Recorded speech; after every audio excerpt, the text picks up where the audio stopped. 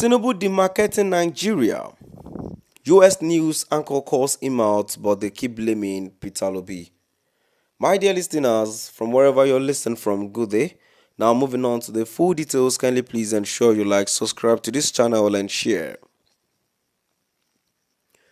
In a pointed critique of Nigerians' leadership, concerns have been raised about the nation's international image under President Bola Ahmed Tinubu.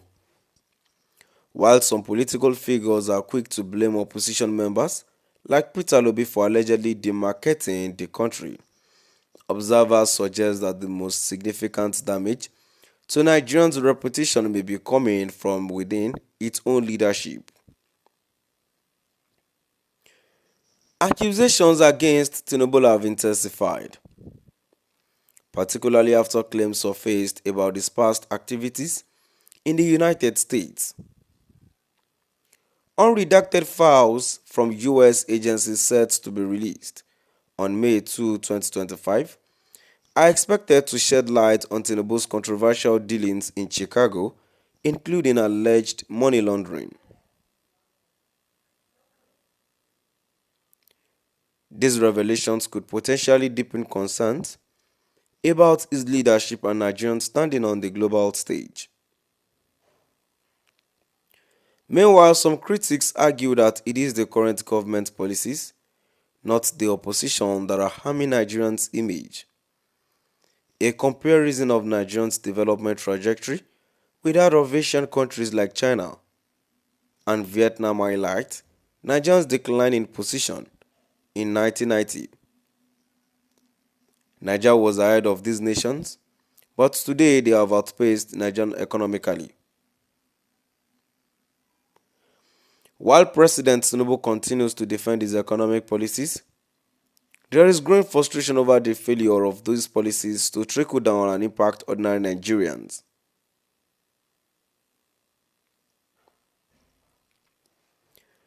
International figures including Mark Zuckerberg have highlighted issues such as Nigerians' unreliable electricity supply, which remains a major barrier to economic progress. Zuckerberg's recent visit underscored how the lack of infrastructure hampers local businesses and leaves young Nigerians vulnerable to fraud as a means of survival. Despite the criticism, some government supporters argued that foreign media outlets and opposition voices are unfairly maligning Nigeria. Yet, the reality remains that the country's leadership faces mounting challenges, both domestically and on the international stage. If Nigeria is to regain investor confidence, it may need to confront the internal issues that continue to tarnish its global images. Now, I've come to the end of our today's news. Moving down to the comment section. The first comment here says, no matter what you poor people do, you are too small to demarket Nigeria. Obi will never be anything in Nigeria. A comment to says, all those authors of bitterness refused.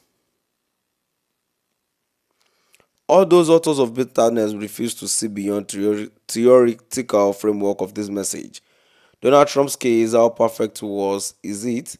But you people always waiting to see US agencies report to be released on Bola Ahmed Tinubu Ọ̀dẹ̀yìn tí retí àtisùn àkànyò létí omi ni. There's nobody without the past because Tinubu is in position of responsibility. All you want for him is downfall. God see to my beloved nation Nigeria and heal our land.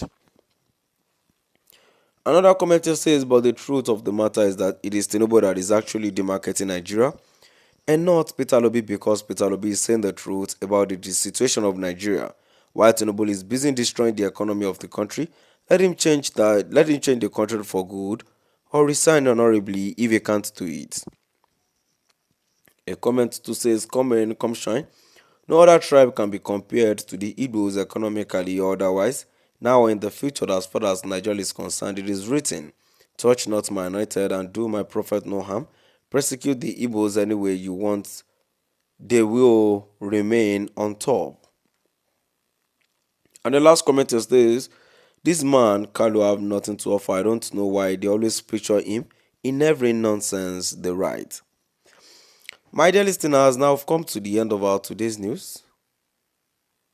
Please do drop by the comment section and let us know what your view is all about. Thank you for listening.